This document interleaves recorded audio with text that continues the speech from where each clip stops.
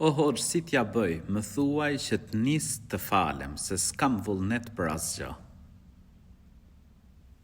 Duhet ta dish se puna e parë për të cilën do të pyetemi ditën e gjykimit është namazi. Nëse namazi kalon me sukses, lehtë janë punët tjera. Por nëse njeriu dështon ke kjo çështje, Zot na ruaj për çfarë vjen pas saj. Po ashtu duhet ta dish se kush i fal 5 vakte t'i premtohet xheneti.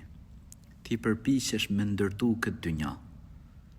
Pra si shkon në punë, zgjohesh, ndërkohë neglizhon botën e përjetshme. Kjo botë është kalimtare.